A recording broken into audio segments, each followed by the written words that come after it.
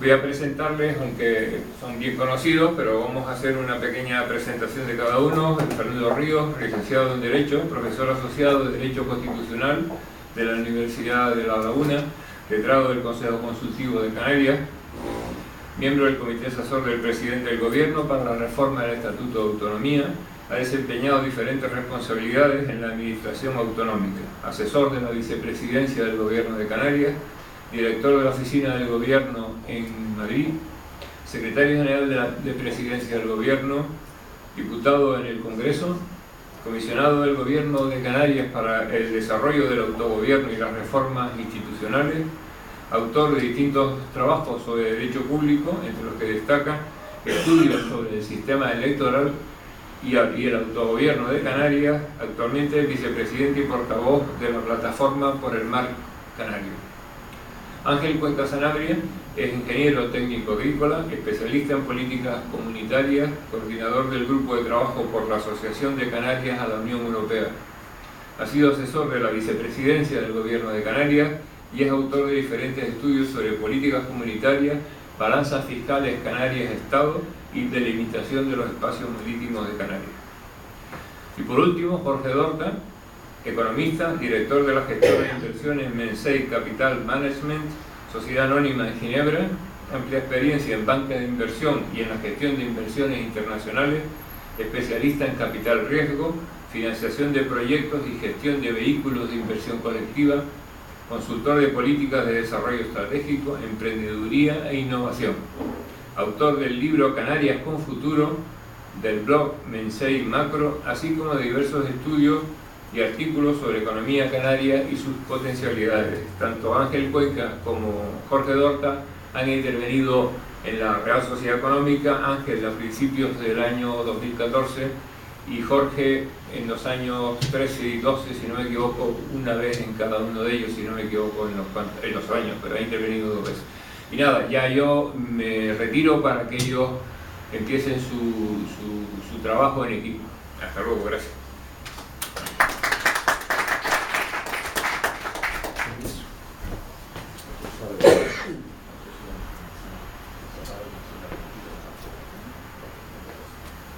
Gracias.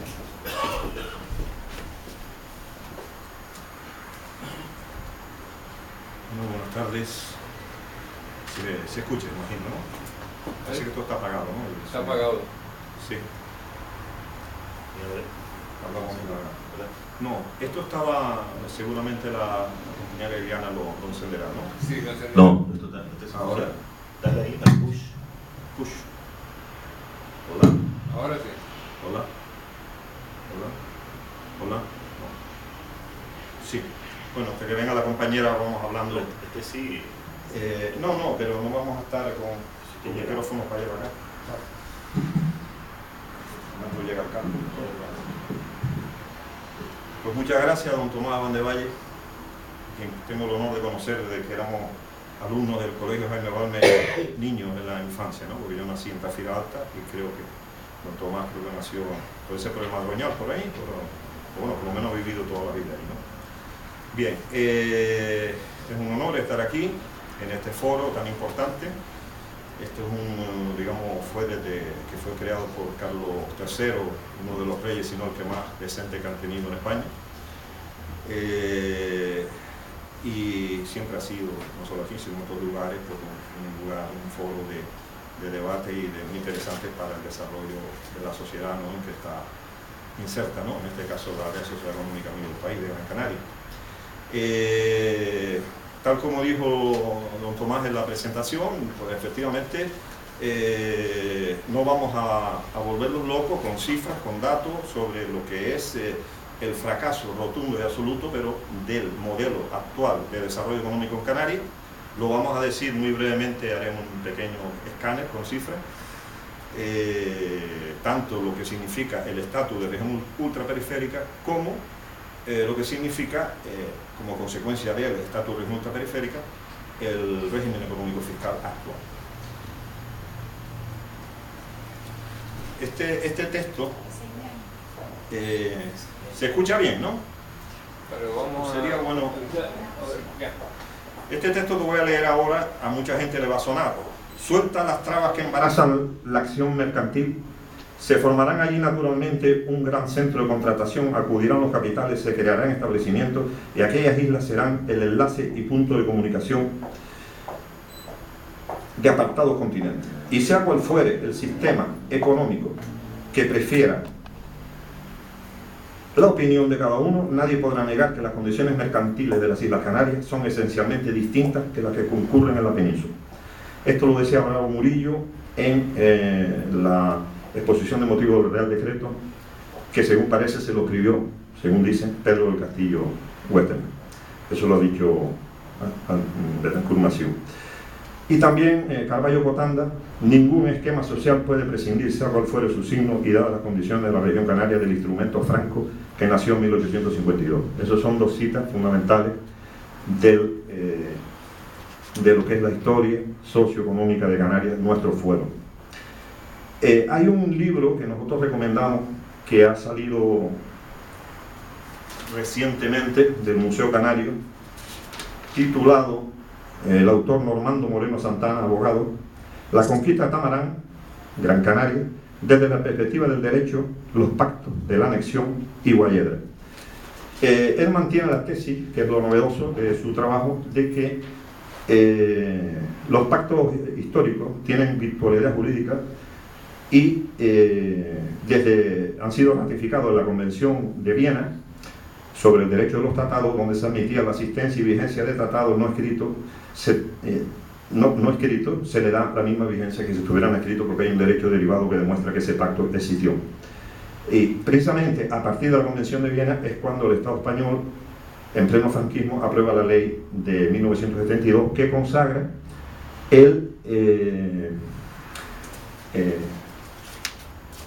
lo que son nuestros fueros históricos, cuya joya de la corona sería la ley, primero el Real Decreto de Puerto Franco 1852, luego la ley de 1700 y por último la ley especial de 1900 de Fernández Villaverde de Puerto Franco, que todavía no ha sido derogada. Lo que sí ha sido es muchas veces de alguna manera vaciada de contenido ilegalmente, pero todavía está en vigor, no se ha derogado.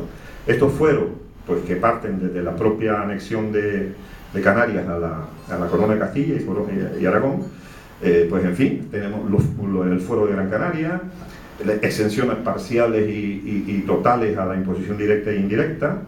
Tenemos la exención además de cualquier tipo de monopolio en Canarias, y de hecho no estábamos dentro del monopolio de la Casa de Contratación de India y comerciamos directamente con América, los puertos de Las Palmas, Tenerife y La Palma, mientras que en el resto del estado solamente era el puerto de Sevilla. Una franquicia, lo que significa una franquicia comercial con América. Se crean luego los cabildos con amplias competencias de gobierno.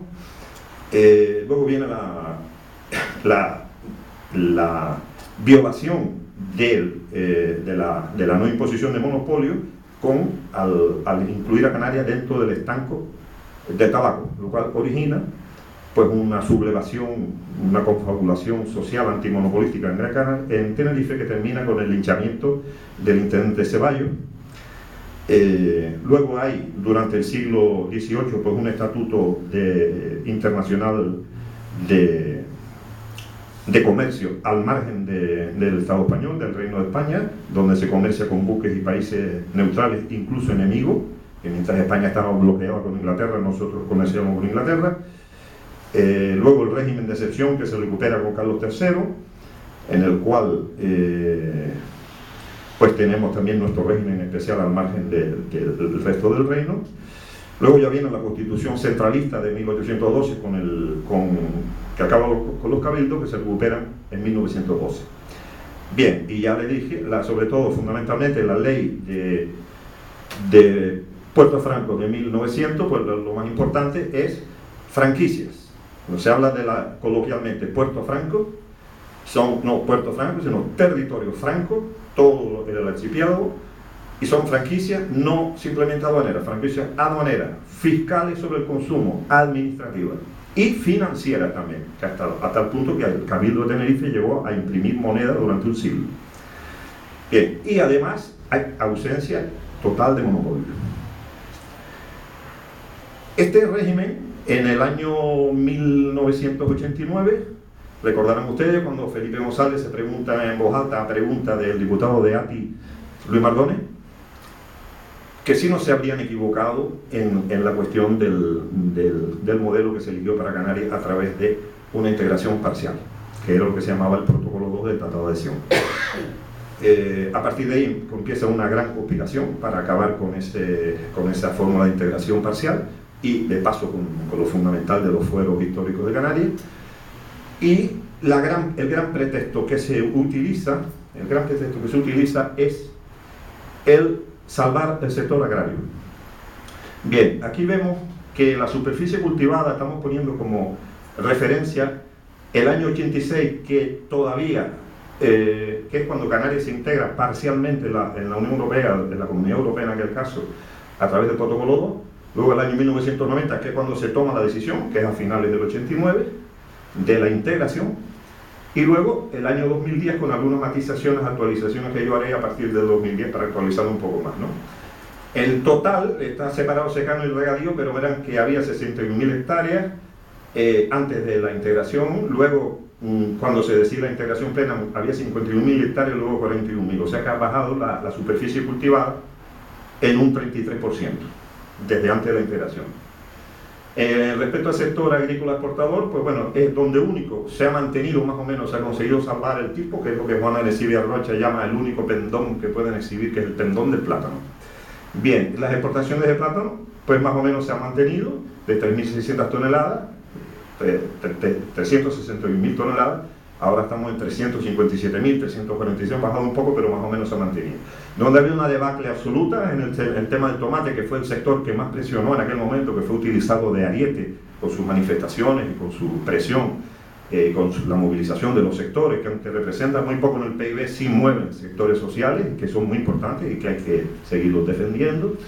Pues bueno, eso ha bajado de 175.000 toneladas antes de la integración, 94.000 en el 2010, y actualizándolo están en 63.000 en la última zafra 2013-2014. Eso es un bajón de más de un 50%, aproximadamente un 60% de ese sector que se supone que había que proteger a cambio de renunciar a nuestro fuero. Bien, seguimos. Me entretengo muy brevemente en el tema del plátano porque es muy fundamental. El concepto de las ayudas, cuando nosotros hablamos de ayuda, entendemos que una persona me ayuda a mí cuando me da más de lo que yo le doy o cuando me da algo que yo no tengo, ¿no? En este caso, ven que las regiones ultraperiféricas están en el año 2009, estaban en 598.000 toneladas, que era el 11% del consumo comunitario. Pero fíjense que aquí hay un grupo en naranja que se llama ACP, que tiene 959.000 toneladas. El grupo ACP no tiene nada que ver con el mayor exportador y mayor, digamos, suministrador del mercado comunitario del plátano, que es el área dólar, que es los países continentales, Centroamérica y Sudamérica, que están en 3,5 millones de toneladas.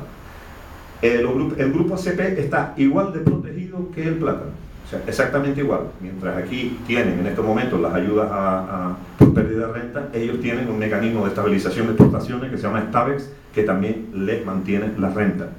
Y de hecho han aumentado en su producción, porque en 1990 los RUP estaban en 700.000 toneladas, ahora estamos en 598.000, sin embargo los ACP estaban en 772.000 y han subido a 959.000. Es otro grupo de países que también está protegido igual que nosotros. Entonces nosotros entendemos que si ellos, que son países terceros, están protegidos frente al enemigo común, que es el plátano dólar, pues evidentemente Canarias lo tiene que estar por derecho propio, ¿no? Y las demás regiones. O sea que es una ayuda en este sentido que compartimos con los países protegidos por el Reino Unido y protegidos, que serían sobre todo los países de las islitas del Caribe, las Windward Islands, y por Francia, los países africanos, por ejemplo Camerún, Costa de Marfil, etc. El sector de autoabastecimiento, muy importante, hemos cogido algunos indicadores nada más, por ejemplo la producción de papas, antes de la integración 161.000 toneladas, ahora mismo 60.000 y bajando, o sea una bajada de un 62%. Animales de vacuno de 32.000 cabezas de ganado a 19.000, una bajada de un 38%. Animales de vacuno de ordeño de 14.000 a 6.000. Seguimos bajando, por eso están esas flechas ahí. Si vemos aquí el censo ya bovino, bueno, no lo vamos a entretener. Si alguien entrara ahora equivocadamente y viera esta gráfica y no sabía de qué estábamos hablando, va a pensar, aquí hay una conferencia sobre la disfunción eréctil, porque todas las curvas, todas van para abajo. Seguimos. Sector industrial, lo mismo, de participar el 7.19 en 1990 con respecto al PIB, estamos en el 4.57, una bajada de un 36%, excluyendo generación de agua y energía. Paralelamente a este fracaso absoluto del leitmotiv de la integración, que era apoyar a la agricultura, pues vemos el tema de los fondos. Yo le dije antes que lo de las ayudas, bueno, las ayudas hay que tener en cuenta cómo se constituye el presupuesto de la Comunidad Europea. El presupuesto de la Comunidad Europea se constituye con las aportaciones de los estados. Los estados aportan al presupuesto comunitario, en este caso por la renta nacional bruta, el 73%. Y luego está lo del IVA, el 11%, y derechos de aduana, cotizaciones de azúcar y otros ingresos. En el caso de España, desde el 2008 al 2013, pues evidentemente España ha recibido más de lo que ha aportado. Ha aportado 11.000 millones anuales y ha recibido 13.000. Hay una diferencia de 1.300. Pero como veremos después, eso es en el caso del Estado, pero en el caso de Canarias exactamente igual. Hemos recibido lo mismo que hemos aportado en este periodo operativo, que es el periodo operativo que está terminando, que terminó ahora, 2007-2013. Porque en el anterior sí habíamos recibido 200 millones más, porque éramos región objetivo 1. Entonces, voy muy rápido porque, como saben, están los compañeros y ustedes que tendrán que aportar también si quieren después. Aquí es lo que les estaba explicando, que mientras éramos objetivo 1, en fondos estructurales, que fondos estructurales lo teníamos también con el protocolo 2, no que se hayan conseguido por la reintegración. Estábamos en los fondos estructurales de cohesión exactamente igual. Entonces, de 400 millones anuales, porque la cifra de fondos europeos, no ayuda, fondos europeos, serán siempre multiplicadas por 7 y serán como fondos netos, cuando son fondos brutos, y además se da la cifra multiplicada por 7 para todo el periodo operativo, entonces parece mucho más, ¿no? En el periodo 2000-2006 fueron 441 los fondos estructurales y de cohesión, y ya en el último periodo bajaron a 197, o sea, un 44% del periodo anterior. La razón por la cual Canarias pues aporta a través de la aportación del Estado, porque nosotros, si se aporta por PIB, nosotros somos el 4% del PIB, ahora lo veremos, ¿no? Bien, entonces en este caso, estos son los fondos comunitarios para Canarias, que en total, vamos a ver, estamos por aquí.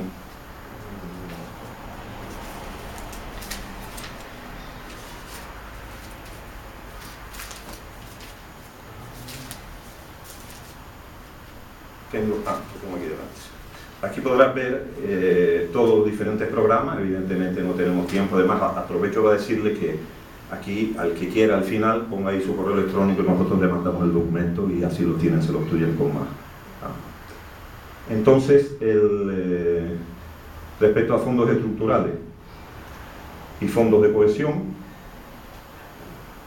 estas son cantidades plurianuales que luego hay que dividir por 7. Otros fondos, y luego, aparte de los fondos estructurales, está el POSECA, el Programa de Acciones Específicas para Canarias. Entonces, sumando todo, son 3.860 millones, que dividido entre 7 da a 550 millones. Pero nosotros, a través del 4%, el gráfico que vimos antes, del PIB español, pues estamos en 460 millones. Estamos en 460 millones. Pero ¿qué ocurre? O sea que prácticamente está casi equiparado. Pero que hay una cuestión, que los fondos europeos de pesca y el POSEICAN de pesca, que son 64 millones, 9 millones al año, El 90%, aquí tenemos uno de los fundadores de la plataforma por el mar Canario, se lo puede explicar perfectamente, el 90% para la flota gallega, que ya de hace muchos años no viene por Canarias ni siquiera a suministrarse, pero están todavía, tienen una oficinita en el Parque Santa Catalina y todavía cobran esas ayudas. Es el 90% de esos fondos, que tenemos que descontarlo de eso. Pero que hay otra partida que hay que descontar, que es el REA. ¿Por qué? Porque el REA no es una ayuda, es una devolución. Porque si yo me obligan a entrar a la Unión Europea y me obligan a comprar los productos europeos más caros, pues evidentemente me tienen que subvencionar la diferencia por no suministrarme yo del mercado internacional. Y aparte de eso, el tema de la tarifa exterior común, que antes nosotros no lo pagábamos, nos suministrábamos lo que queríamos, y ahora si importamos a un país tercero hay que pagar tarifa exterior común. Entonces en determinados productos sensibles nos pagan esa diferencia. Por tanto, no es una ayuda, sino una devolución, y por eso nosotros lo descontamos, ¿no? Entonces, en definitiva, ahí se queda pues equiparado lo que aporta Canarias a través de la aportación al presupuesto comunitario estatal, cuyo 4% es nuestro, pues queda equiparado con lo que recibimos en fondo. Otra cuestión que hay que tener en cuenta es la falta de inversiones absoluta que ha habido en Canarias. Prácticamente hay un cuadro aquí que lo dice, inversiones exteriores, porque no solo hay que ver lo que hemos perdido, sino lo que nos estamos perdiendo también, ¿no? de tener un sistema que no atrae la inversión, y para eso se supone que se creó el REF y la zona franca y la SEC y todo eso. Bueno, aquí ve evolución de la inversión bruta de capital extranjero en Canarias, pues de 350 millones en el 2004, ahora mismo estaremos por menos de 50 millones. No se atrae, este sistema no atrae. El compañero Jorge Dorta nos lo va a decir las razones por qué. ¿Y cuál es la alternativa que planteamos? Muy sencillo. La Unión Europea tiene dos opciones para los territorios situados geográficamente fuera del continente europeo. Uno son los regiones ultraperiféricas, y otro que viene a continuación en el Tratado de Funcionamiento de la Unión Europea, son para los países y territorios de ultramar. Las regiones ultraperiféricas están integradas dentro del mercado interior, y los territorios ultraperiféricos, países y territorios de ultramar, perdón, no están integrados. ¿Cumple Canarias las condiciones para ser país y territorio de ultramar? Hombre, claro que la cumple, además es el único que la cumple del Estado español. Los Estados miembros convienen asociar, ese es el artículo 198 referido a los países y territorios de ultramar, ¿no? Los Estados miembros convienen asociar a la comunidad los países y territorios no europeos que mantienen relaciones especiales con Dinamarca, Francia, Países Bajos y Reino Unido. En el caso que entre Canarias, ya tienen que poner ahí el Reino de España también. Que somos territorio no europeo, evidentemente eso no lo duda a nadie. Y que mantenemos relaciones especiales, fueros históricos de más de 500 años, ya lo dijimos antes. O sea que cumplimos perfectamente, y somos los únicos que lo cumplimos. Cuando surge el debate a nivel del Estado, oiga, si ustedes se van del Estado, se van de la Unión Europea, a nosotros ni nos enfría ni nos calienta, porque es que realmente nosotros queremos estar en la Unión Europea, lo que significa la Unión Europea, pero no en el mercado interior comunitario. Por tanto, eso a nosotros incluso nos beneficiaría, ¿no? ¿Ventajas que tiene? Pues en primer lugar se conserva la ciudadanía de la Unión, porque al ser ciudadano de un Estado miembro, eres ciudadano, aunque estés asociado, eres ciudadano de la Unión Europea. Muy importante, porque nosotros en la Unión Europea nos interesa su gobernanza, nos interesan las ideas del movimiento europeo, las democracias avanzadas, en fin, todo ese sistema es el que nos interesa a nosotros, el sistema, digamos, de derechos sociales y políticos. El tema económico, por supuesto, es otra cosa, ¿no? Otras cuestiones importantes del régimen de asociación, así ya muy brevemente, para darle ya la palabra al compañero Fernando Ríos, pues fundamental, libre acceso de todas nuestras producciones agrícolas e industriales al mercado comunitario. Lógico, cuando nosotros nos integran, ya nosotros estábamos ya en la globalización, y esta gente nos saca de la globalización y nos mete en el mercado interior comunitario, pero el mercado interior comunitario, que también será afectado por la globalización, por la creación de la organización común del mercado, pues resulta que nos tiran a la piscina cuando ya la piscina ya le estaban vaciando el agua. Entonces, Unos pocos años después, pues desmantelan la Organización Común de Mercado del Plátano, desmantelan todas las OCM y solamente queda una forma de defensa para las producciones comunitarias, que son los derechos de aduana, lo que se llama tariff only o tarificación, del cual los territorios asociados estamos exentos. Por tanto, libre acceso a los mercados. Y en cuanto a los industriales, hay lo que se llaman las reglas de origen que están totalmente abiertas, porque además no solamente son las materias primas nuestras, sino también de los demás países ultraperiféricos y territorios de ultramar, y de los ACP, son como si fueran, y por supuesto de la Unión Europea, son como si fueran materias primas canarias a esos efectos, ¿no? Y con unos niveles de participación en la fabricación de ese producto altísimos. Bien, también tiene, como dije antes, el sistema de estabilización, porque el sistema de los territorios de ultramar está casi copiado de los ACP. Tienen el sistema de estabilización por exportaciones, con lo cual se garantiza que siga el mismo apoyo del plátano, incluso nosotros le debemos más todavía. Le explicaré ahora por qué. Se pueden establecer derechos aduaneros y fiscales, si queremos, porque al no estar en el mercado interior, lo más fundamental es que no estamos afectados por las normas de la competencia ni por la normativa de ayuda de Estado por finalidad regional. O sea que nosotros hacemos el modelo como queremos y establecemos nuestro modelo fiscal, financiero, como nos da la gana. Porque no estamos dentro. Eso es para los que están en el mercado interior. Nosotros no estamos porque no nos interesa entrar, ya sabemos lo que nos ha pasado por entrar, entonces decimos vamos a quedarnos como estábamos y vamos a establecer pues las medidas que ya las teníamos antes también, de protección de la agricultura, los arbitrios, etc. Con respecto al derecho a establecimiento, que parece una regla sacrosanta para empresas y profesionales, pues se puede modular en el estatus de asociación. Y también se puede modular, lo cual es importante, la libre circulación de trabajadores, cosa que también se considera poco menos que una herejía hablar de poner limitación a la libre circulación de trabajadores. Se puede modular también. Luego, libre acceso también a todos los programas comunitarios de formación profesional y de educación, igual que ahora. Y por último, tienen incluso una cláusula, que es el artículo 61 de la decisión de asociación de ultramar. Pero nosotros estamos en decisión POSEICAN, los PTU están en decisión de asociación de ultramar. Contempla que si cambian de estatuto y acceden esos territorios a la independencia, pues entonces tienen el mismo sistema que tienen ahora. Por ejemplo, que tiene Marruecos. Marruecos coloca todas sus producciones, como nos recuerda continuamente los tomateros, en Europa. ¿Por qué? Porque tiene un tratado de asociación, que sería lo que tendría Canarias si fuera un Estado. Ahora, como territorio asociado, tendría pues también lo mismo, ¿no?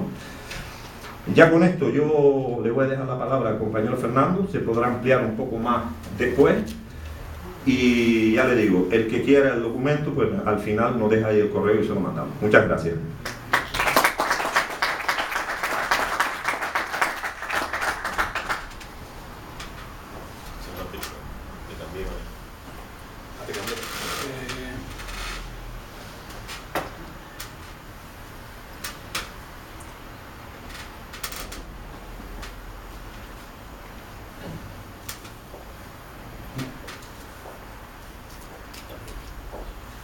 Yo creo que lo más importante de la presentación del compañero Ángel es que la constatación de que el modelo de integración de Canarias en la Unión Europea ha sido un absoluto fracaso, tanto en el sector agrícola como en el sector industrial, y que existen dos formas de estar dentro de la Unión Europea.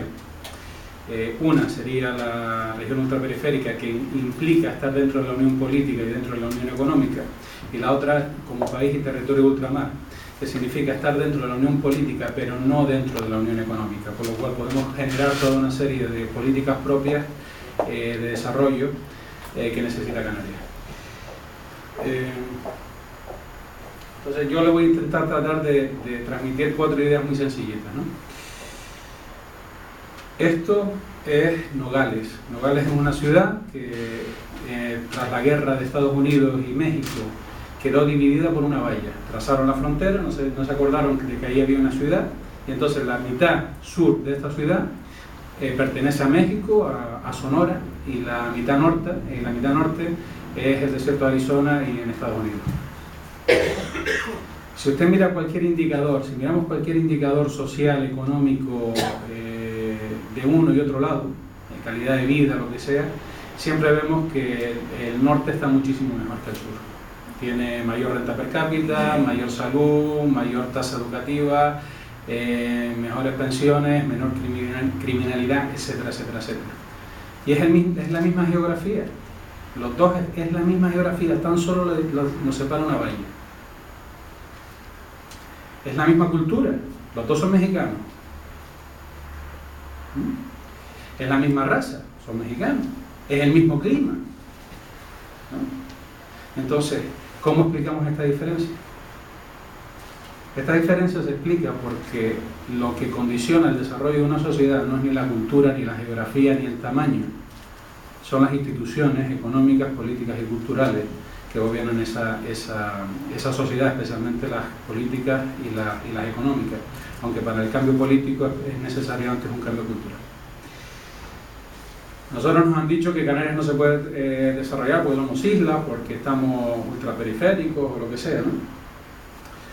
Isla, esto es Singapur. Singapur tiene el tamaño de Lanzarote, de hecho es menor que Lanzarote, unos 100 kilómetros cuadrados, es como la isla de La Palma, y tiene 5 veces más renta, una economía mayor que Canarias, y más del doble de renta per cápita. De hecho tiene una de las rentas per cápita más mayores del mundo. No es el tamaño, no importa el tamaño, no importa la geografía, esos son conceptos que nos han metido en la cabeza y que no tienen nada que ver con el desarrollo de la sociedad. Canarias es el resultado de una forma de pensar. Y es esa forma de pensar la que está equivocada. A nosotros nos han dicho que como somos pequeños y estamos alejados, entonces nuestro mercado interior hay que protegerlo porque necesitamos ayudas. Y entonces nos hemos inventado el término de ultraperiférico como equivalente a una incapacidad, como si fuésemos incapaces, como si fuésemos una minusvalía, ¿no? Pero yo ese mismo argumento geográfico le puedo dar la vuelta y decirle que como Canarias tiene un mercado interior pequeño, tiene que apostar por el mercado exterior. Es decir, la hipótesis geográfica la puedo usar para explicar un modelo y el contrario, con lo cual es una tautología, es un argumento circular, es una falacia. No tiene nada que ver con esto. Nosotros tenemos una tasa de soberanía alimentaria menor del 6%. La Consejería publica el 15% porque se inventa una cifra de autoconsumo. En realidad es menor del 6%. Y en cambio tenemos una agricultura de exportación. Con una tasa de autoabastecimiento del 6%, estamos haciendo una economía de exportación. ¿En qué cabeza cabe? Y con un mercado interior pequeño, estamos haciendo una política industrial orientada exclusivamente a ese mercado interior pequeño, en lugar de a la exportación. El mundo al revés. Entonces, ¿me pueden explicar ustedes cómo podemos ser ultraperiféricos en el centro de un mundo globalizado? Ese es un mapa de conectividad.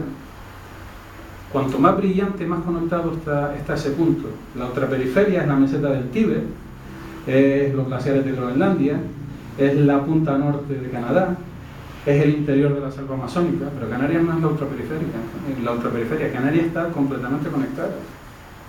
¿Cómo podemos ser ultraperiféricos en medio de un mundo hiperconectado? Nos han creado una trama en la cabeza, nos han metido un tópico que no tiene nada que ver con la realidad. Y la realidad es que solo existen dos modelos de desarrollo. Hay un modelo de desarrollo de industrialización y servicios orientado a la exportación, que es el modelo que utilizó, por ejemplo, Singapur. Y hay un modelo de desarrollo que se llama industrialización por sustitución de importaciones, que es un modelo que se había aplicado en Sudamérica durante los años 50-60 y que había fracasado absolutamente.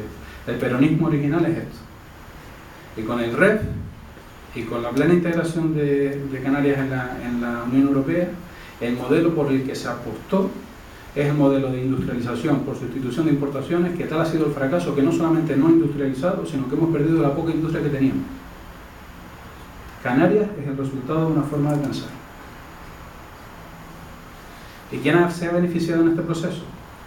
Pues si miramos las reformas legales que ha tenido el estatus jurídico de Canarias dentro del Estado español desde principios del siglo XX hasta ahora, y este gráfico refleja las exportaciones de España a Canarias como porcentaje total de importaciones, vemos que en 1900 estábamos importándole un 12% de nuestras importaciones a Canarias y ahora prácticamente estamos en un 70%.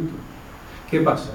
Que esto, ¿cómo se explica? Por la hipercompetitividad de la economía exportadora española, que es un monstruo exportador, un ranking número 1 en exportaciones mundiales, ¿no? España no es ningún monstruo exportador. Esto significa simplemente porque las reformas administrativas han ido capturando nuestras libertades comerciales y nos han hecho artificialmente más dependientes del Estado español. En ningún caso esto se explica por el incremento de competitividad de la economía española, que no es competitiva tampoco. Entonces, ¿qué oportunidades tenemos si nos convertimos en PTU? Es decir, si recuperamos nuestras libertades, si recuperamos la capacidad de tener políticas activas de industrialización y desarrollo. Pues el sector industrial estaría mejor que ahora. ¿Por qué? Porque lo único que podría perjudicarnos es que no pudiéramos exportar a Europa, pero es que sí podemos exportar a Europa porque como PTU tenemos libre acceso a los mercados europeos. Lo mismo que las producciones agrícolas que comentó el compañero antes. ¿Vale? Podemos exportar servicios al resto del mundo, a África, a Sudamérica, que ahora mismo no podemos. ¿Vale? Servicios financieros, consultoría, servicios de logística y distribución. ¿Vale? El sector servicios también se beneficiaría. Y el sector del comercio, por supuesto, si tú creas un hub, un centro logístico mundial, estás favoreciendo el comercio. Y no solamente eso, sino que también ahora mismo, digamos, podemos hacer desarrollo. No solamente se trata de que vengan multinacionales, también se trata de desarrollar nuestras comunidades. Y cuando hablo de comunidades hablo de nuestros pueblos, de nuestras comarcas. ¿Por qué? Porque ahora mismo el avance tecnológico lo permite. Muchos de ustedes, que son mayores que yo, se acordarán que antes para mandar a revelar una foto la tenías que mandar a Madrid o a París, al laboratorio, porque no lo podías hacer en Canarias o en un pueblo de Andalucía, ¿no? Hoy las fotos, porque el avance tecnológico, eres capaz de revelarlas en la tienda de la esquina. Con lo cual tenemos esas dos tendencias. Tenemos una tendencia en lo grande a concentrarse en determinados puntos estratégicos del globo, y tenemos una tendencia a la diversificación y a la diversificación de la producción que permite el avance tecnológico. ¿Y qué es un territorio inteligente? Esto es un concepto de urbanismo. A mí el urbanismo y la arquitectura sinceramente no me gustan mucho, visto lo que hemos hecho en Canarias, pero este es un concepto que se entiende muy bien. Un territorio inteligente son aquellos territorios innovadores, capaces de atraer talento, capaces de construir sus propias ventajas competitivas en relación con su entorno, en el marco de un mundo complejo, global e interrelacionado. Persiguen un equilibrio entre los aspectos de competitividad económica, cohesión social y sostenibilidad. Si Canarias no hace esto, si esto es un territorio inteligente y Canarias ha hecho todo lo contrario, ¿cómo llamamos a Canarias? ¿Territorio qué? ¿Territorio tolete? Aquí el talento, no solamente somos incapaces de atraer talento, sino que lo exportamos, así que preparamos a los jóvenes para que migren, ¿no? Y no es de extrañar que bajo este marco viniera Microsoft a intentar establecerse en Canarias como base para el continente africano y saliera escopeteado y se instalara en Accra, en Ghana, y lo mismo General Electric. Esto es un territorio inteligente, Singapur, pero el problema es que los modelos no se pueden exportar. Podemos inspirarnos en determinadas cosas del modelo de Singapur, pero lo tenemos que entender muy bien. Y uno de los problemas de los canarios es que solemos quedarnos en la forma y no entender el fondo.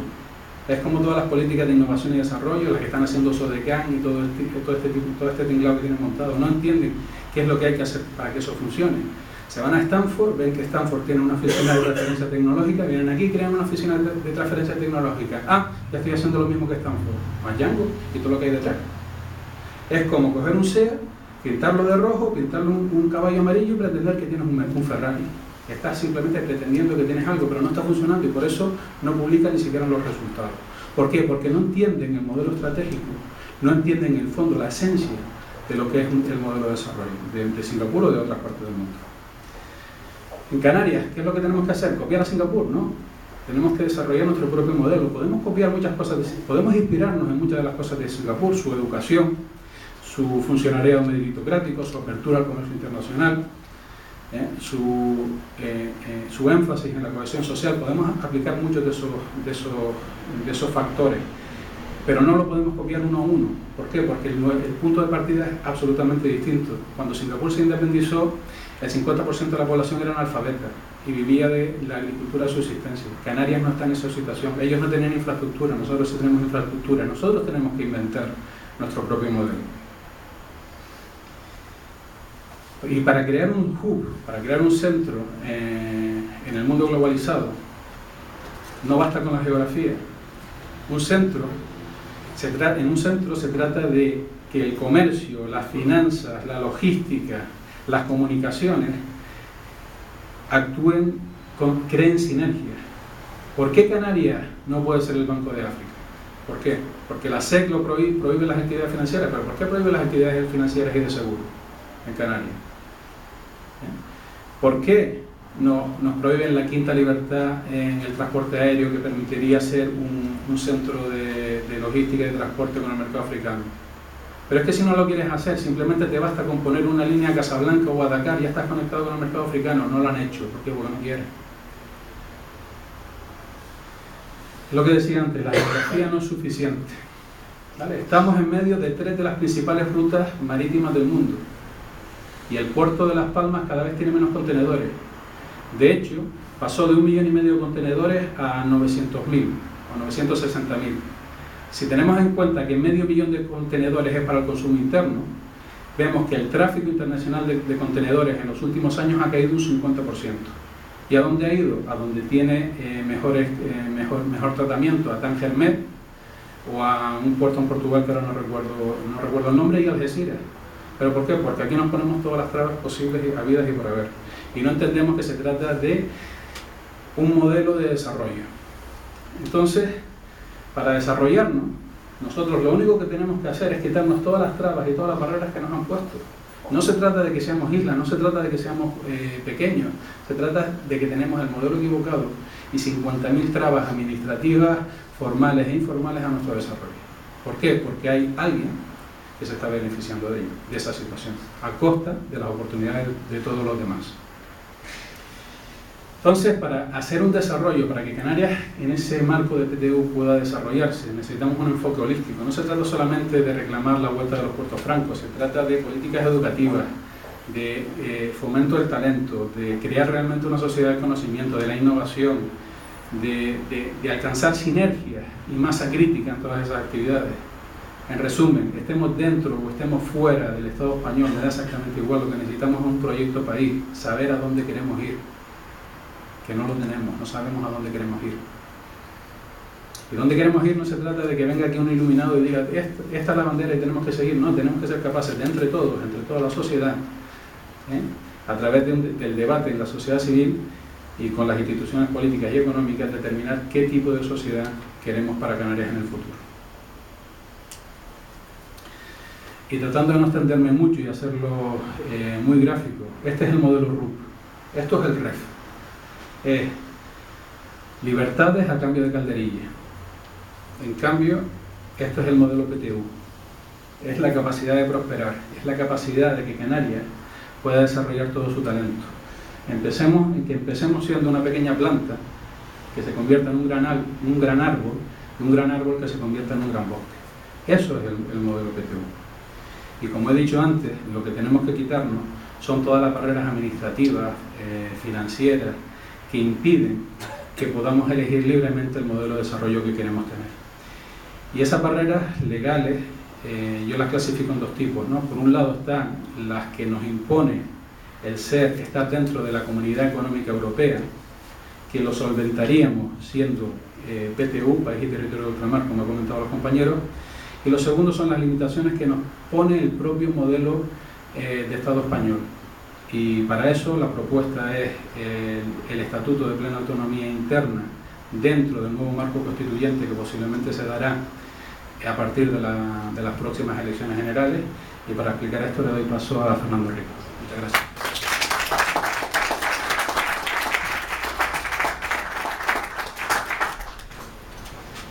Gracias, José. Gracias a todos por su presencia Y efectivamente cambiamos de tercio porque me ha dejado el toro en suerte y nunca mejor dicho. Voy a intentar dibujar. Tengo abierto. Precisamente de lo que se trata es de buscar un modelo político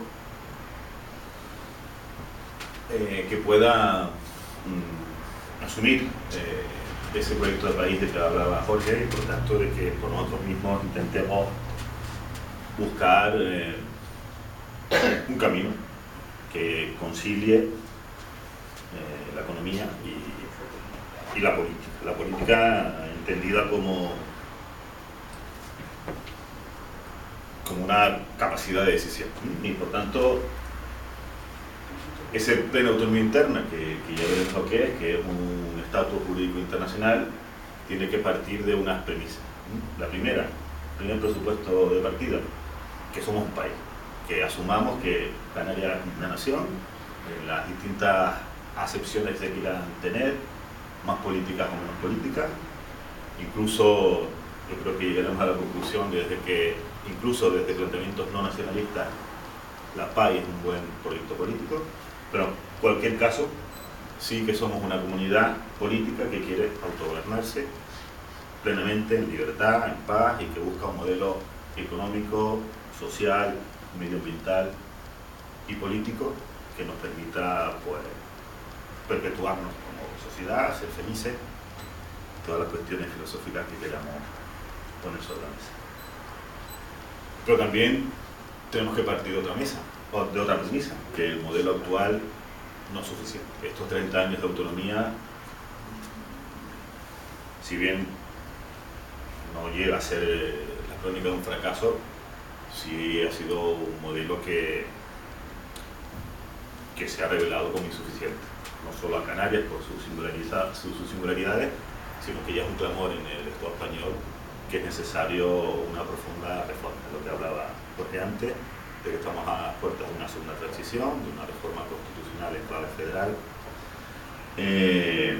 y que por tanto los canarios o la sociedad canaria tiene que estar preparada para saber cuál es la hoja de ruta que tenemos que asumir en ese proceso constituyente.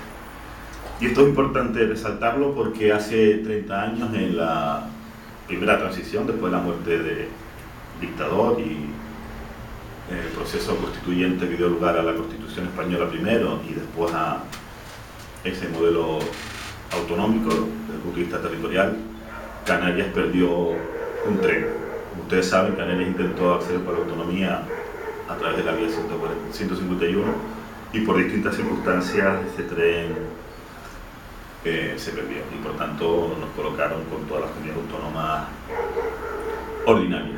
Pero eso no es lo más grave. Lo más grave es que en estos 30 años el modelo español se ha ido disminuyendo de tal manera que está dando lugar a las tensiones actuales en el País Vasco, sobre todo en Cataluña, y en Canarias estamos en un alargamiento, en una situación en donde ni desde el punto de vista político ni desde el punto de vista económico somos capaces de avanzar. Y por tanto, repito, tenemos que buscar alternativas para nuestro desarrollo. Es verdad que en estos 30 años Canarias ha avanzado, pero ha avanzado más por la inercia de un Estado español dentro de la Unión Europea que gracias al autogobierno. Y por tanto, tenemos que ser capaces de decidir si a través del autogobierno y a través de la toma de decisiones por nosotros mismos podemos tener un futuro mejor. Por tanto, ese modelo, como digo, no es un modelo que nos pueda abrirnos hacia el exterior y asumir un liderazgo político y económico en esta zona del Atlántico, en este mundo intercomunicado que nos permita avanzar. Si esos son los dos presupuestos de hecho, queremos un autogobierno como país y el modelo actual no nos sirve, la siguiente cuestión es ¿qué tenemos que hacer? Pues lo que tenemos que hacer es buscar esos espacios de decisión propia. Si queremos un modelo económico, tenemos que ser nosotros los que podamos decidir ese modelo y no tener que ir a instancias estatales, europeas, a mendigar que nos den tal o cual ayuda o tal o cual posibilidad. Lo que tenemos que hacer, por tanto, es demandar que desde aquí, desde Canarias, podamos pensar Canarias y, por tanto, tener esas soluciones. Es decir, que las soluciones salgan de Canarias y que no esperemos a que nos vengan dadas desde fuera. Y lo que sí es obvio que todos los países que se han independizado, o por lo menos que han avanzado en su gobierno, han avanzado como país desde el punto de vista social, económico y político. Si la cuestión es, por tanto, de reclamar más autogobierno, el objetivo tiene que ser procurar una reforma de las estructuras políticas del Estado español. Prácticamente todos los partidos políticos, iba a decir menos el PP, pero menos el PP, UPyD y Ciudadanos, si buscan o si están poniendo sobre la mesa esa reforma constitucional en clave federal y además asimétrica, en la medida en que España es un Estado plurinacional y por tanto que todos o muchos de sus territorios no solo son distintos entre sí, sino que unos demandan más autogobierno que otros. En ese marco es donde Canarias puede asumir un estatus peculiar, tanto desde el punto de vista competencial como institucional, adaptado a nuestras características. Características que no solo son geográficas, que lo son porque estamos fuera del continente europeo y africano, sino porque también somos un archipiélago. Y eso significa que necesitamos un estatus de relación con el exterior y también necesitamos un nuevo estatus interno, que tiene que ver con el sistema electoral, que no me va a dar mucho tiempo de desarrollar, pero también tiene que ver con la posición de los cabildos en ese entramado institucional, etcétera, etcétera. Por tanto, Canarias está a medio de construir. Canarias todavía no ha sabido o podido decidir cuál es nuestro modelo organizativo y cuál es nuestro modelo de relación con el exterior. Y esas son las dos cuestiones que se van a abrir a partir de ahora, tanto con esa reforma constitucional como con la posibilidad de definitivamente saber cuál es el encaje de las partes, islas, en el todo archipiélago. Y que la clave, o una de las claves, es ese sistema electoral, en la medida en que la triple paridad es un modelo que ya, bueno, obviamente está superado, pero tampoco las alternativas que se han puesto, o muchas de las alternativas solucionan porque sería desequilibrar Canarias en otras claves. En cualquier caso, repito, Canarias tiene esas dos grandes encrucijadas, estamos ante esas dos grandes encrucijadas y no sé yo si estaremos en condiciones de abordar las dos conjuntamente, pero en cualquier caso la que parece más inminente es la de esa reforma constitucional y por tanto es si vamos a ser capaces desde Canarias tener un debate social para apostar por ese modelo. Y es un modelo que básicamente nos daría una relevancia internacional muy importante. Por tanto, si lo que queremos es profundizar en ese autogobierno, tenemos que buscar fórmulas jurídicas y políticas que nos permitan profundizar en ese autogobierno y, por tanto, disminuir la dependencia exterior, sea la política, sea la económica, sea la energética, sea la alimentaria, por tanto cualquier tipo de ello, que nos permitan que las decisiones, repito, se tomen desde aquí. Si esas decisiones se toman por aquí, se toman desde aquí, desde luego el primer paso es tener esa proyección internacional, porque, como decía antes Jorge, y como decía también Ángel, obviamente nuestro mercado natural es el resto del mundo, sobre todo porque estamos en la ruta de la comunicación y de la globalización. Por tanto, lejos de ensimismarnos, dentro de volcarnos hacia nosotros mismos, esa capacidad de decisión lo que nos va a permitir es salir hacia el exterior y tener un protagonismo internacional importante. Pero a la vez, esa proyección exterior, desde mi punto de vista, tiene que ser compatible, o debiera ser compatible, con no violentar las conciencias ciudadanas, o por lo menos tener un cierto pragmatismo para no provocar una ruptura sentimental, política con el Estado español. Y esa simbiosis, o sea, doble posibilidad de abrirnos hacia el exterior sin dejar de pertenecer al Estado español, pues nos encontramos en territorio dotado de plena autonomía interna. Y además que es una fórmula que es verdad que ha sido muy poco utilizada, pero que está sobre el escenario internacional desde prácticamente los años 60. Está reconocida en distintas resoluciones, en la 1514 básicamente, pero también en distintos tratados internacionales que prevén la posibilidad de que un territorio que forme parte de un Estado tenga un estatus propio. Está en el artículo 305 de la Convención del Mar de Montego Bay, que nos permitiría, repito, tener una situación de parte en ese tratado internacional.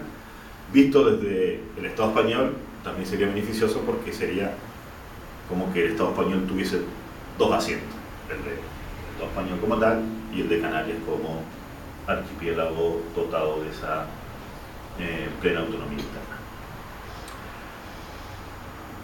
¿Qué nos permitiría ese estatus?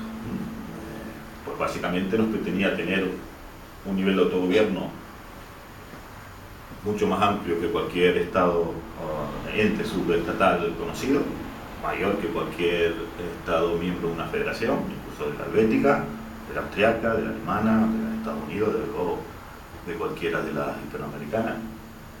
Nos permitiría ser considerado a todos los efectos, o a muchos de los efectos, como un sujeto de derecho internacional, es decir, prácticamente como un Estado, básicamente en esos tratados internacionales como la Convención del Mar, que reconoce la posibilidad de que esos territorios dotados de plena autonomía interna sean parte de los Estados. Nos permitiría también, por tanto, relacionarnos con otros Estados, básicamente con los que tengamos relaciones, sean comerciales, sean culturales, sean económicas, es decir, prácticamente con África, con Europa y con América, porque con los tres tenemos relaciones históricas, geográficas e históricas. Y por tanto, tener reconocida plenamente esa condición archipelágica. Condición archipelágica que tiene que ver con el tema de las aguas archipelágicas. Como ustedes saben, Canarias lleva prácticamente 35 años reivindicándola. La reivindicó o se reivindicaron el primer borrador de estatuto en 1982, no nos hicieron caso. Se intentó otra vez la reforma del estatuto del año 96, no nos hicieron caso. Y se va a intentar otra vez en la propuesta de reforma que se acaba de aprobar en el Parlamento de Canarias hace unas semanas, y esperemos que esta vez sí nos hagan caso. En cualquier caso, yo llegué a esta cuestión de la plena autonomía interna precisamente estudiando el tema de las aguas, y desde aquí quiero reconocer el trabajo que se ha hecho desde la plataforma de Mar Canario, que está su fundador, Antonio Rodríguez, que me honro de formar parte de esa plataforma. Y el reconocimiento es que desde abajo, desde asociaciones de vecinos, desde trabajadores de la mar, se ha ido pues, poco a poco poniendo sobre la mesa en el debate social la necesidad de que nos dotemos de un estatus internacional que nos resuelva el tema del mar, de nuestras aguas, de las aguas archipelágicas, pero que también nos va a dar una dimensión política mucho mayor, nos va a permitir, como digo, abrirnos hacia el mundo, y nos va a permitir tener una posición política como ningún otro territorio ha disfrutado jamás en el Estado español y tampoco en los países de nuestro entorno. Y para eso solo es necesario creérnoslo. Tanto Ángel como Jorge lo que han expuesto es la necesidad de que desde aquí, desde Canarias, se apueste por un modelo propio, que es alternativo al actual, pero precisamente porque se pone sobre la mesa las ventajas que tiene ese estatus. Y de la misma manera que el económico de relación con la Unión Europea es posible, también es posible el político, el de la plena autonomía interna. Lo único que hace falta es que desde Canarias se apueste decididamente por ese estatus y por tanto que cuando se abra ese melón de la reforma constitucional, Canarias como una única voz reclame ese estatus. La conclusión, por tanto, es que ese estatus de plena autonomía interna, ese estatus, repito, que combina la permanencia dentro del Estado español, pero la posibilidad de tener un autogobierno como un Estado archipelágico, es posible. Es posible jurídica y es posible políticamente. Y que desde el punto de vista político lo tenemos a nuestra alcance. Lo único que, repito, lo que es necesario es que los partidos políticos que en estas elecciones o las próximas Cortes Generales desde Canarias lo pongan sobre la mesa, porque yo creo que llevamos ya 30 años o más de 30 años hablando de nuestros estatus políticos y no hemos avanzado suficientemente. La virtualidad, ya con esto acabo, de este estatus es que no solo nos permite ese autogobierno, sino que no pone en peligro la unidad del Estado español. Por tanto, no hay sino beneficio para que Canarias definitivamente sea dueño de su destino. Muchas gracias.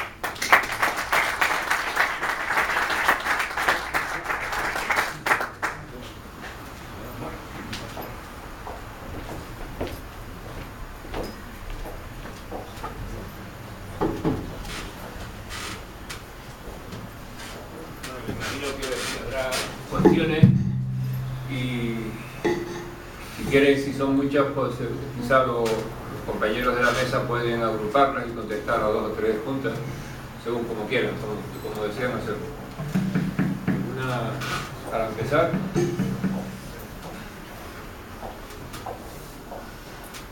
Bueno, pues mientras tanto se lo van pensando, yo pregunto, bueno, adelante.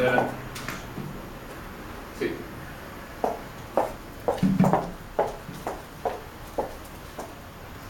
Hola, buenas tardes, soy Mari Carmen y quiero dar las gracias a los ponentes porque me ha parecido, además de un tema muy interesante, muy complejo, de bastante desconocimiento y que quiero destacar de todos la capacidad didáctica y pedagógica con la que lo han explicado de una forma sencilla a pesar de lo complejo. Y por otra parte quiero preguntar, cuando se decía que el PIB más o menos corresponde a un 4%, ¿sí? Y que por tanto creo haber entendido que entre lo que recibimos y lo que va para la península hay una cierta equivalencia, un parecido en cantidades, ¿verdad? Por tanto, nos han metido en la cabeza de mucho tiempo como que nosotros vivimos gracias a lo que viene de península, a las subvenciones y a las ayudas, y entonces esto se cae, las explicaciones que han dado hace que se caiga ese mito, esa falacia, ¿sí? Y me gustaría que me lo confirmaran, a ver si lo entendí bien. Y luego, por otra parte, ¿qué diferencia hay entre una PAI y una PTU desde el punto de vista jurídico en cuanto a las posibilidades de ampliar el territorio por mar y por aire? Gracias. Sí, hola. Sí, hola. Bueno, vamos a ver, igual yo no me expresé bien, vamos a matizarlo. Cuando hablamos de balanzas fiscales, diferencias entre lo que un territorio aporta digamos, al Estado que pertenece y lo que recibe del Estado, es lo que llamamos balanzas fiscales, ¿no? Yo no me referí al tema de las balanzas fiscales entre Canarias y el Estado español. Yo me refería a la balanza fiscal entre Canarias y la Unión Europea. Y dije que la Unión Europea, así como nos dicen permanentemente, vienen de Europa no sé cuántos, en este caso me parece que eran 3.000 millones, hay que dividirlo por 7, que son 500 millones anuales, porque nosotros siempre todas las cifras, los presupuestos son anuales, ¿no? Y las contabilidades de las empresas anuales, no por 7, primero. Pero ahí parece que hay un interés en potenciar la idea de la Europa providencia y del cuerno de la abundancia y todo eso, pero la realidad que todos los fondos que vienen de Europa son en torno a 500 millones de euros al año, en un territorio que tiene 42.000 millones de PIB más 10 o 12.000 millones de economía sumergida. Eso es un 0, no sé qué %, o sea que realmente no es ningún cuerno de abundancia. Pero habíamos dicho que cuando éramos región objetivo 1, porque estamos en el 75% de la media comunitaria, que estábamos un poco por arriba, pero no lo permitieron hasta el 2007, la cosa cambió cuando entraron todos los países del este. Entonces España, digo Canarias, de los 75% pasó al 86%. Entonces ya no tenía derecho a ser objetivo 1, sino objetivo convergencia, que sería coloquialmente el objetivo 2. Entonces ahí se perdieron la mitad de las ayudas a los fondos estructurales, de 400 se pasó a 170, y luego estaban las ayudas, o digamos, los fondos del POSEICAN. Eso en total está en torno a los 500 millones, que es lo que nosotros aportamos a través del 4% del PIB estatal que tenemos, somos el 4% del PIB y 4,5% de población. Pues bueno, si España estaba aportando 13.000 millones, pues de esos 13.000 millones anuales, pues el 4% somos nosotros, que somos los 400 y pico millones, pero luego quitábamos lo del REA, que es una devolución que nos hacen porque estamos pagando la cosa más cara y nos la devuelven, digamos, por comprarle a ellos, y además otras importaciones que hacemos es con tarifa especial común, exterior común, con TEC, que si fuéramos PTU no lo pagaríamos, porque tendríamos Puerto Franco.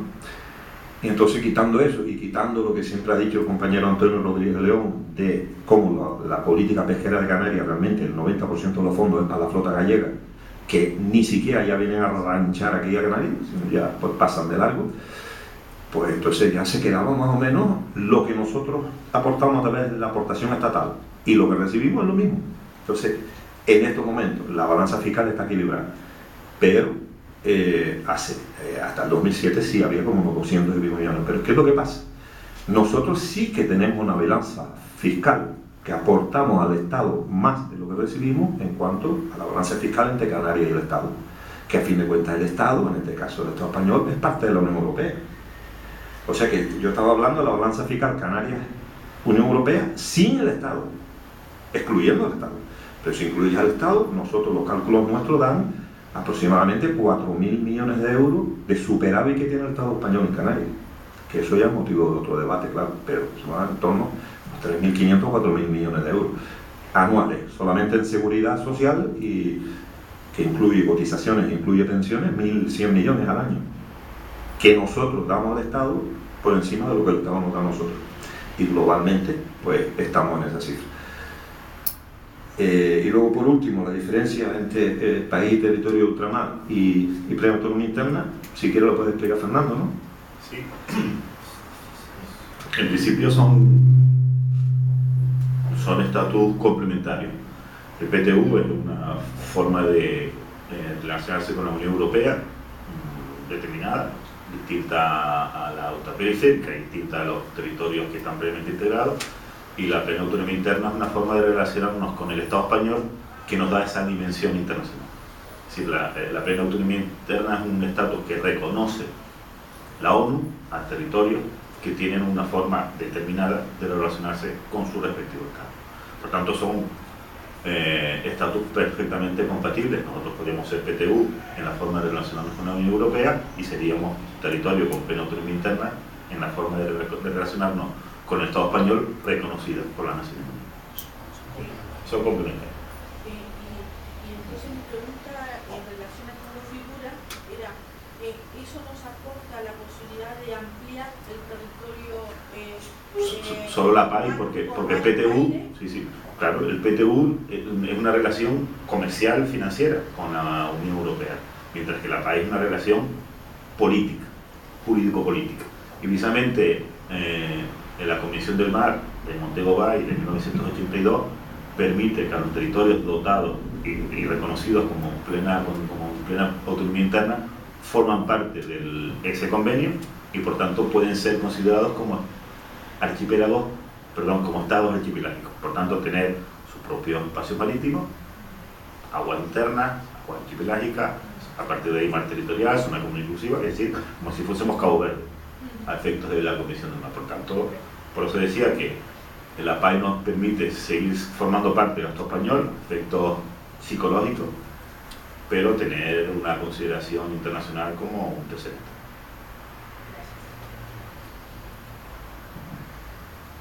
Hola, buenas tardes. Tengo la fortuna de conocer el trabajo de la plataforma del Mar Canario. Desde hace tiempo, incluso en algún colectivo con el que hemos trabajado, hemos usado el material, un poco también enfocando las cotas de soberanía que como entendemos que el Mar Canario supone como herramienta para esos logros. Simplemente, a lo largo de ese trabajo con el material de la plataforma del Mar Canario, hace tiempo que me vino también una idea, y es que quizás también deberíamos trabajar el plano aéreo. No solo estamos hablando del tema territorial de las mar, sino vincularía también un espacio aéreo que creo que es también relevante y que nos abriría un abanico de posibilidades también. Sí, desde luego que eso es así. De hecho, en la propuesta de estatuto que me referí antes, se habla del espacio aéreo correspondiente. Por tanto, es obvio que si queremos ser una entidad con reconocimiento internacional, tenemos que tener naturaleza estatal, y los estados están constituidos por los tres elementos: espacio terrestre, marítimo y aéreo. Por tanto, va incluido en el lote. La cuestión es que ahí, desde el punto de vista competencial, ya es más complicado, porque entramos en cuestiones de tráfico aéreo, de navegación aérea, incluso de responsabilidades internacionales, ¿no? Porque en función de cuáles sean las rutas, pues cada país se hace responsable de un espacio amplio, ¿no? Luego, los aviones que van desde Canarias a Península pasan o por Portugal o por Marruecos, ¿no? De hecho, por problemas con Marruecos, muchos se apartan para no coger el espacio de responsabilidad de Marruecos. Pero ojalá tengamos esos problemas de vecindad, de buena vecindad, porque significaría que tenemos ese reconocimiento paraestatal. Sí, yo quería ampliar. ¿Se puede comunicar aquí? Sí, hola. Sí. Vamos a ver, tema de espacio aéreo. La soberanía de los estados sobre el mar, sus fondos marinos, su suelo, el fondo marino, su suelo, la columna de agua, y por supuesto a nivel en el mar, y el espacio aéreo es en el mar territorial. Mar territorial. En el resto, aquí tienes, por ejemplo, lo que no sé si alguien me ayuda para ampliarlo a toda, yo no sé cómo ampliarlo a todo esto.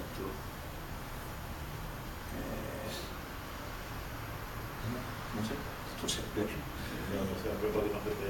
Sí, bien, entonces vamos a ver, en este momento el mar territorial, que es 12 millas en torno a cada isla, porque el Estado español, como dijo antes Fernando, no tiene competencia para establecer, como diríamos ahora, las aguas archipelágicas, porque solamente es para estados archipelágicos o los territorios archipelágicos que tengan la plena autonomía interna, pero los estados en sí mismos no. Entonces son 12 millas en torno a cada isla. Entonces estos espacios que se ven entre las islas, que sean estos 5 pasillos, son aguas internacionales, o sea, se rigen por el régimen de libre circulación y sobrevuelo. Por tanto, ahí no podemos hablar de espacio aéreo, libre circulación y sobrevuelo. Entonces, ¿cuál sería la diferencia? Bueno, la diferencia es que si pudiéramos establecer las aguas archipelágicas, que son estas, entonces las aguas de soberanía, entonces fíjese el espacio aéreo lo que sería desde el perímetro archipelágico, de los puntos más exteriores de cada isla, 12 millas hacia afuera, y lo que queda dentro, que son las aguas archipelágicas, también es mar territorial. Y esa es la soberanía del Estado sobre tierra, mar y aire. Ahora, otra cosa distinta, aquí ya está la zona económica, el mar territorial exterior, la zona, digamos, las aguas archipelágicas, y luego la zona económica exclusiva. En la zona económica exclusiva es libertad de navegación y sobrevuelo. ¿Qué es lo que tienen los estados? Derecho de soberanía sobre sus recursos. En el caso del mar, el pesquero, y en el caso de la plataforma, los recursos vivos y no vivos que tengan. Derecho de soberanía, pero hay libertad de navegación y sobrevuelo. Entonces hay una diferencia muy grande entre ser esto, que es lo que podemos hacer con el Estado español, Somos. o que somos, hacer esto, que es lo que somos en cuanto a más territorial, siendo Estado o teniendo plena autonomía interna. Y luego, por último, ya saben que ahora se habla de la ampliación de la plataforma continental. La ampliación de la plataforma continental, que aquí, por supuesto, se solaparía en un polígono por aquí con Madeira y por aquí con el del Sáhara. Se solapa también, porque ellos también puede llegar hasta aquí. Entonces esto es la ampliación, pero primero hay que establecer la zona económica exclusiva y la plataforma continental, que no están establecidas ni están delimitadas. ¿Por qué? Porque no se han depositado la división de asuntos oceánicos, ni las cartas náuticas, ni las listas de coordenadas. Por tanto, eso no está delimitado. ¿Cómo se delimita? Así como el mar territorial, la CONVEMAR, la Convención de Derechos del Mar, dice cómo hay que delimitarla.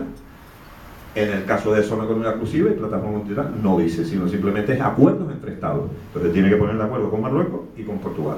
Marruecos y el Sáhara. Bueno, de momento es Marruecos la potencia administradora de facto. Entonces, por eso Marruecos se opone a que España delimite la ampliación de la plataforma, porque es que todavía no se ha establecido ni la zona económica exclusiva. Y tengan en cuenta que la plataforma... Con el continente. Claro. No se ha establecido la zona económica exclusiva ni sus límites exteriores, que esto sería la famosa mediana y la mediana con Portugal. ¿Entiendes? Entonces, como no se ha establecido todavía, eso está en el limbo el día que... ¿Cómo se va a establecer? Por acuerdo entre los Estados. Y si no hay acuerdo, la Corte Internacional de Justicia. Sin embargo, nosotros, como dijo Fernando, y es muy interesante la pregunta porque ya aplicamos, le solucionamos un problema al Estado español. Decimos, ustedes tienen muchos problemas con Marruecos, ustedes no son capaces de llevar a Marruecos a la Corte Internacional de Justicia para delimitar eso. Denos la plena autonomía interna y lo delimitamos nosotros. Y si Marruecos no quiere, pues nosotros pleiteamos con Marruecos a la Corte Internacional de Justicia y sabemos que se va a delimitar la mediana como es debido. Simplemente puede haber una pequeña corrección aquí en esta mediana equidistante hacia el oeste de un 5% o algo así, debido a la diferencia entre las longitudes de las costas. Pero los argumentos de la plataforma continental ya han sido totalmente desechados. Eso de que nuestra plataforma continental llega más allá de la mediana, ya. La plataforma continental se tiene en cuenta en cuanto como criterio geomórfico, geomorfológico, más allá de las 200 millas, porque la plataforma continental es el fondo marino de la zona económica exclusiva. Aunque no sea continental, como es el caso de las islas, que somos islas, y sin embargo es plataforma continental, y aunque no sea plataforma, porque ya se haya acabado lo que es el margen continental, pero el fondo se llama plataforma continental, hasta las 200 millas. Por tanto, de ahí para allá es cuando se habla de ampliación. Aquí simplemente es el criterio de la distancia y hay la única circunstancia pertinente hoy que Marruecos tiene una costa 3 veces más grande que la nuestra en las costas enfrentadas, y como la tierra domina el mar, pues entonces tiene derecho a tener un poco más de mar. Pero nosotros ganaríamos un 10% por aquí, porque somos 5 veces más grandes que Madeira. Entonces ganaríamos por aquí un poquito más arriba. Eso, España no lo va a hacer, porque España tiene problemas, Ceuta, Melilla, los inmigrantes, la pesca, los intereses, exacto, los intereses económicos, el problema del Sáhara. España no lo va a hacer, nosotros sí lo podemos hacer. Simplemente lo que tenemos que tener la competencia es tener la plena autonomía interna. Un matiz que es una realidad. Prácticamente Canarias debe ser de los pocos archipiélagos del mundo que no tienen mitad de su espacio marítimo. Y precisamente con la plena autonomía interna, como dice Ángel, le resolvemos la papeleta al Estado español, porque seríamos nosotros los que negociaríamos con nuestros vecinos, sea Marruecos, o sea el Sáhara, o sea Portugal, la delimitación. Y nosotros tenemos no solo menos que perder, sino menos problemas pendientes históricos que enconarían o que pueden resolver por no tenerlo esos problemas.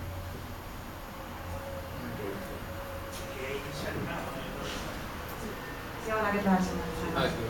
Le felicito por la disertación. Javier, es una pregunta para ti y como antiguo miembro de la marca ACC. Tenemos un gobierno nacionalista desde el año 93 y estamos en donde estamos. Fernando, perdona, Fernando, que te cambié Fernando. Es un gobierno nacionalista desde el año 93 y estamos en donde estamos.